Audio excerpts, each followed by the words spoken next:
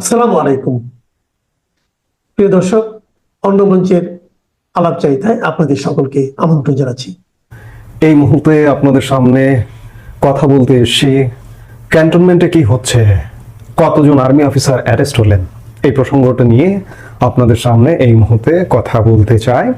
আপনারা ইতিমধ্যেই জানেন যে গত 8 অক্টোবর আন্তর্জাতিক অপরাধ ট্রাইব্যুনাল থেকে মানবতা বিরোধী অপরাধের দায়ে, অপরাধটা কি, গুম খুন জোরপূর্বক আটক রাখা, এমন অপরাধে 24 জন সামরিক কর্মকর্তার বিরুদ্ধে গ্রেপ্তারি পরোয়ানা জারি করা হয়েছে। 8-এর পরে আজকে 11 অক্টোবর শনিবার।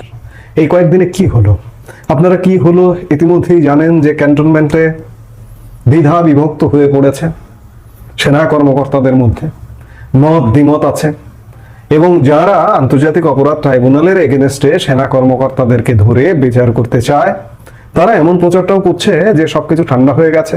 সেনাপ্রধান জেনারেল ওয়াকারুজ্জামান ইতিমধ্যেই সিদ্ধান্ত নিয়ে ফেলেছেন যে ডক্টর ইউনূস যা করছে তাতে সহযোগিতা করবেন। কিন্তু ভাই, ইসলামাবাদ বহুদূর, দিল্লি বহুদূর। সেনাবাহিনীতে দ্বিধা সৃষ্টি হয়েছে, দ্বন্দ্ব সৃষ্টি হয়েছে। এই ঘটনাটিকে কেন্দ্র করে এটি বাংলাদেশের 54 বছরের ইতিহাসে একটি সবচেয়ে বড় ঘটনা যে কর্মরত সেনা কর্মকর্তাদের বিরুদ্ধে একটি সিভিল কোর্ট থেকে গ্রেপ্তারি পরোয়ানা জারি করা। এখানে স্টার জেনারেল পর্যন্ত আছেন এবং গত 14-15 মাসে এই যে পরিবর্তিত বাংলাদেশে ডক্টর ইউনূসের সরকারের আমলে এটি হচ্ছে সবচেয়ে বড় ঘটনা। আমরা গত 15 মাসে বিভিন্ন টার্নিং পয়েন্ট দেখেছি। সেনাবাহিনী নিয়ে বিতর্কিত মন্তব্য, সেনাবাহিনীকে উত্তপ্ত করে দেওয়া, নানা রকম ঘটনা দুর্ঘটনা দেখেছি। সেনাবাহিনী সম্মিলিতভাবে, সশস্ত্র বাহিনী সম্মিলিতভাবে দফায় দফায় বৈঠক করতে দেখেছি, কিন্তু আবার সবকিছু ঠান্ডা হয়ে গেছে। কিন্তু আজকে যে ঘটনাটার উদ্ভব হয়েছে এটি আমাদের কাছে একদম নতুন। কারণ কোন সিভিল কোর্ট থেকে সেনা কর্মকর্তা, বারবার বলছি, তাহলে তো সেনা আইনের কোনো প্রয়োজন নেই। সেনা আইনকে অবমাননা করা হয়, সেনা আইনকে ছোট করা হয়। 1952 সালের সেনা আইনে বিচার হবে নাকি সিভিল কোর্টে বিচার হবে, এই বিষয় নিয়ে দ্বিধাদ্বন্দ্ব শুরু হয়ে গেছে আর্মি অফিসারদের মধ্যে, শীর্ষ জেনারেলদের মধ্যে। এই যে গ্রেপ্তারি পরোয়ানায় শীর্ষ জেনারেলরাও আছেন এর মধ্যে। আপনারা সাধারণ মানুষ হয়তো অনুমানও করতে পারছেন না, বুঝতেও পারছেন না যে একটা সরকার পতন হয়ে গেছে, আওয়ামী লীগ সরকার, এখন একটা সরকার আসছে, হয়তো সবকিছু কাটিয়ে উঠবে। কিন্তু আমরা এমন এক পরিস্থিতির মধ্যে ঢুকে গেছি, গভীর ষড়যন্ত্রের মধ্যে ঢুকে গেছি। 1971 সালে মুক্তিযুদ্ধের পরে আমাদের যে তিল তিল করে প্রশাসন, পুলিশ, আর্মি, বিজিবি, বিভিন্ন বাহিনী যে গড়ে উঠেছে, আজকে একটি পক্ষ চাইছে সবকিছু ধ্বংস করে দিতে। প্রশাসন ইতিমধ্যেই প্রায় ধ্বংস করে ফেলেছে, পুলিশ ইতিমধ্যেই প্রায় ধ্বংস করে ফেলেছে। অবশিষ্ট আছে সেনাবাহিনী, সশস্ত্র বাহিনী। গত ফেব্রুয়ারিতে বিডিআর বিদ্রোহ দিবসে সেনাপ্রধান জেনারেল ওয়াকারুজ্জামানও বলেছিলেন যে সব বাহিনী ধ্বংস করে ফেলানো হয়েছে, অবশিষ্ট আছে সেনাবাহিনী। আজকে সেনাবাহিনীটাকেও ধ্বংস করবার নানা রকম প্রচেষ্টা চালানো হচ্ছে। এখানে বলে রাখা ভালো যে যদি কেউ অপরাধ করে, অপরাধের বিচার হতে হবে। আমরা যেমন বলছি, সেনা কর্মকর্তারাও বলছেন হ্যাঁ বিচার হতে হবে, কিন্তু বিচারটা কোন প্রক্রিয়ায় হবে? আন্তর্জাতিক অপরাধ ট্রাইব্যুনাল থেকে গ্রেপ্তারি পরোয়ানা জারি করে বা আন্তর্জাতিক অপরাধ ট্রাইব্যুনালে কি তাদের বিরুদ্ধে বিচার করতে পারে? আমি বারবার বলি, এই আন্তর্জাতিক অপরাধ ট্রাইব্যুনাল নিয়েও প্রশ্ন আছে। এটি সৃষ্টি হয়েছিল 1971 সালে মানবতা বিরোধী অপরাধীদের বিচার করবার জন্য। এখানে বিচার হয়েছে, কিন্তু এটিকে এখন ঘুরিয়ে দিয়ে 24-এর জুলাই আগস্টে যে সহিংস ঘটনা ঘটেছিল, মানুষ হত্যা হয়েছিল, সেই হত্যার বিচার। এই হত্যাটা কে করেছে, কারা করেছে? এক প্রকার মনে হয় যেন প্রহসন। আমি বলছি যে আমরা বিচার চাই, অপরাধীদের অবশ্যই বিচার চাই এবং সকল অপরাধীদের বিচার চাই।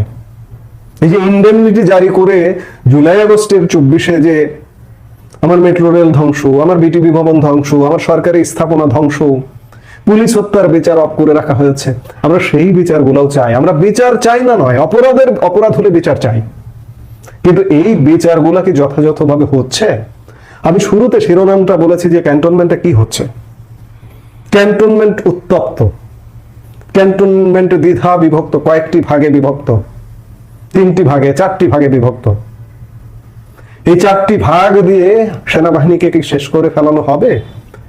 এবং সেনাবাহিনী কি এটা অ্যাকসেপ্ট করবে? শেষ পর্যন্ত সেনাবাহিনীর একটি বড় অংশ এই আন্তর্জাতিক অপরাধ ট্রাইব্যুনাল গ্রেপ্তারি পরোয়ানা জারি করেছে, এটিকে অ্যাকসেপ্ট করবে? এখনো পর্যন্ত অ্যাকসেপ্ট করবার পরিস্থিতি তৈরি হয়নি।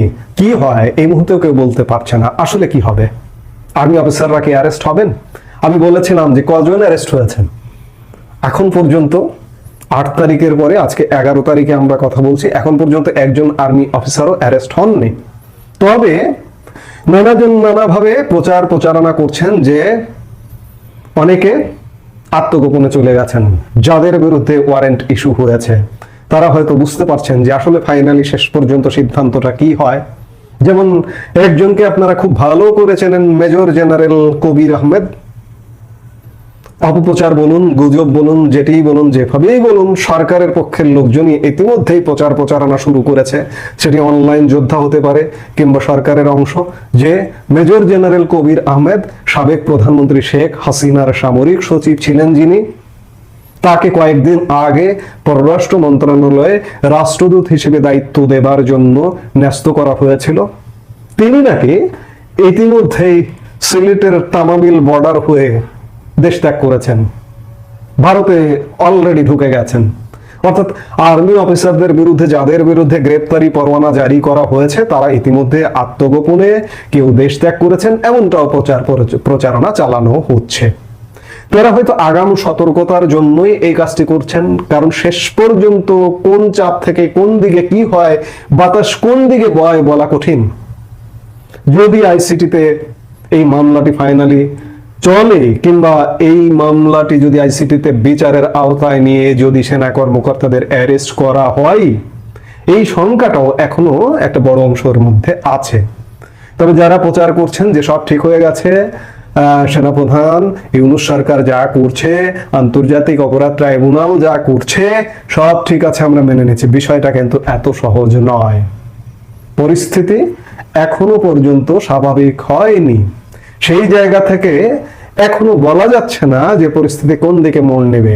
শেষ পর্যন্ত এই ইস্যুকে কেন্দ্র করে সরকার পরিবর্তন কিনা, বা কি হবে, সামরিক অভ্যুত্থান কিনা, কি হবে, সত্যিকার অর্থে বাংলাদেশ ভূ রাজনৈতিকভাবে এবং আভ্যন্তরীণ রাজনৈতিকভাবে এক টানটন উত্তেজনাকর পরিস্থিতির মধ্যে আছে।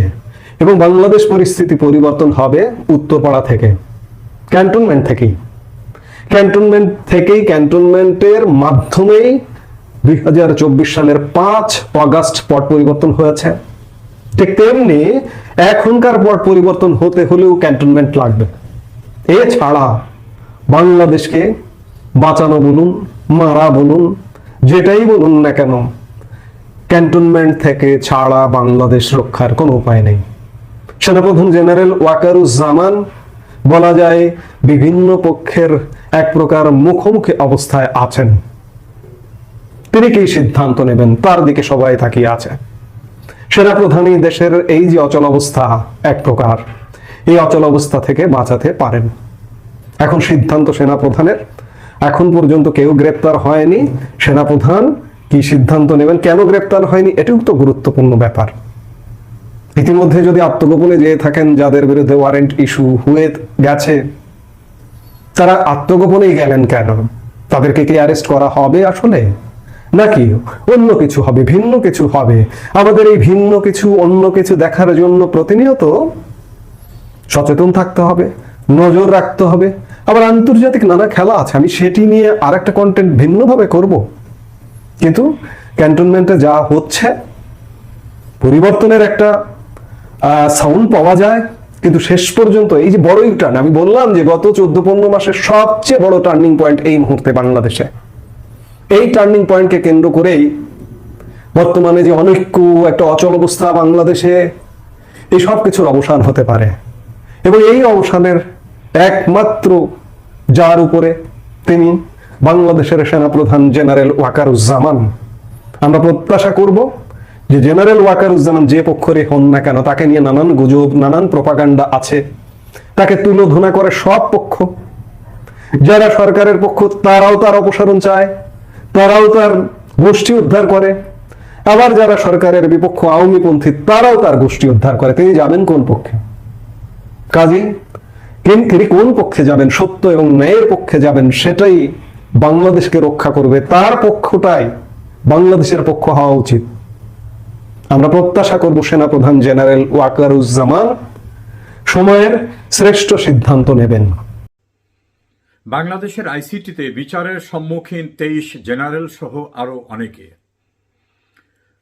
প্রশ্ন উঠেছে, এই 23 জেনারেলের পূর্বে যারা এই জাতীয় দায়িত্বে ছিলেন, বর্তমানে যারা আছেন, তাদের পরিণতি কি হবে?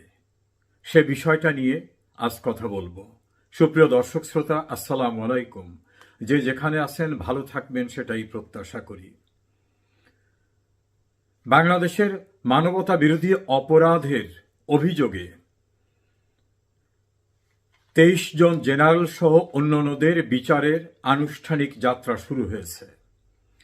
এদের অধিকাংশই সেনাবাহিনীর গুরুত্বপূর্ণ পদে ছিলেন। প্রতিরক্ষা গোয়েন্দা অধিদপ্তরের দায়িত্বে সহ গুরুত্বপূর্ণ পদে ছিলেন। কেউ কেউ এখনো চাকুরিতে বহাল আছেন। তাদেরকে মানবতা বিরোধী অপরাধ করেছে, এই অপরাধের অভিযোগে বিচারের সম্মুখীন করা হচ্ছে। আনুষ্ঠানিকভাবে অভিযোগ দাখিল করা এবং গ্রেপ্তারি পরোয়ানা জারি হয়েছে, এটাই বিভিন্ন সংবাদ মাধ্যমে জানা গেছে। এটা নিয়ে সেনা অভ্যন্তরে নানা রকম ক্ষোভ, বিক্ষোভ, অসন্তোষের কথা বিভিন্ন সূত্র জানিয়েছে। তার চেয়ে গুরুত্বপূর্ণ বিষয় হয়ে দাঁড়িয়েছে, যদি সেনাবাহিনীর অভ্যন্তরে আয়নাগর, জয়েন্ট ইন্টারোগেশন সেল এরকম কিছু থেকে থাকে, তাহলে এই যারা বিচারের সম্মুখীন হচ্ছে এদের আমলে কি এটা শুরু হয়েছে নাকি এর পূর্বেও ছিল? একজন দায়িত্বশীল অবসরপ্রাপ্ত মেজর জেনারেল তিনি বলেছেন, তারেক রহমান বিএনপির ভারপ্রাপ্ত চেয়ারম্যান, তাকেও তো নিয়ে কথিত আয়নাঘরে আটক বা জিজ্ঞাসাবাদ করা হয়েছিল। এরকম আরো অনেকে তো জিজ্ঞাসাবাদের সম্মুখীন হয়েছিলেন সেই 2007 সালের অন-11 সরকার আমলে। তার পূর্বেও বিভিন্ন কারণে এই জয়েন্ট ইন্টারোগেশন সেল বা তাদের যে সেলটাকে বলা হয়, যেটার এখন নাম রাখা হয়েছে আয়নাঘর, পরিচিতিটা এভাবে পেয়েছে, সেখানে জিজ্ঞাসাবাদ করা হয়েছিল। তাহলে সেই সময় যারা দায়িত্ব পালন করেছে তাদের কৃতকর্ম কি বৈধ ছিল? যদি না থেকে থাকে তাহলে কি পিছনে যারা এই জাতীয় দায়িত্বে ছিলেন তাদেরও কি পর্যায়ক্রমে বিচারের সম্মুখীন করা হবে? শেখ হাসিনা সরকারকে সরিয়ে নেওয়ার পরে যারা দায়িত্বে আসছেন তাদের সময় কি এ জাতীয় জিজ্ঞাসাবাদ হচ্ছে নাকি হয়নি? গুরুত্বপূর্ণ প্রশ্ন। তার চেয়ে গুরুত্বপূর্ণ প্রশ্ন, এই যে জেনারেলদের এখন বিচারের সম্মুখীন করা হচ্ছে, তারা তো কোনো ইন্ডিপেন্ডেন্ট অর্গানাইজেশন বা ইনস্টিটিউশনাল চিফ ছিলেন না। তৎকালীন সময় সেনা প্রধান ছিল, সেনাবাহিনীর দ্বিতীয় প্রধান ছিল, বা প্রতিরক্ষা মন্ত্রী ছিলেন বিভিন্নভাবে। তাহলে যারা ইকবাল করিম ভুইয়া সহ বিভিন্ন সময় যারা সেনা প্রধান ছিলেন তাদের রেসপন্সিবিলিটিসটাকে কিভাবে দেখা হবে? একজন ফৌজদারি আইন বিশেষজ্ঞের ভাষায় এটা সুপিরিয়র রেসপন্সিবিলিটিজের আওতায় আসতে পারে যদি এদের কৃতকর্মকে অপরাধ হিসাবে গণ্য করা হয়। কারণ এরা ইন্ডিপেন্ডেন্টলি কোনো কিছু করেনি। এরা তার বিভাগীয় দায়িত্বে নিয়োজিত থাকা অবস্থায় কোনো কৃতকর্ম যদি অন্যায় হয়ে থাকে, তাহলে সেই দায়িত্বে যারা নিয়োগ করেছিলেন তারা যদি কোনো ব্যবস্থা না নিয়ে থাকেন, তাহলে সুপিরিয়র রেসপন্সিবিলিটিস তাদের উপরে থাকবে। যেমন রেসপন্সিবিলিটিজের অভিযোগে সাবেক আইজিপি চৌধুরী আবদুল্লাহ আল মামুন এখন বিচারের সম্মুখীন। 200-র উপরে মামলায় তিনি আসামি। আইসিটি মামলায় যদিও তিনি রাজসাক্ষী হয়েছেন, তার পরিণতি কি হবে আমরা জানি না, কিন্তু সে মামলায় তিনি আসামি। আরো প্রশ্ন উঠেছে, বর্তমানে যিনি সেনাপ্রধান তিনি দায়িত্বে আসার পরেই তো 2024 সালের জুলাই আগস্টের যে ঘটনা, সে ঘটনা ঘটেছিল। সে সময় তো তিনি সেনাপ্রধান ছিলেন।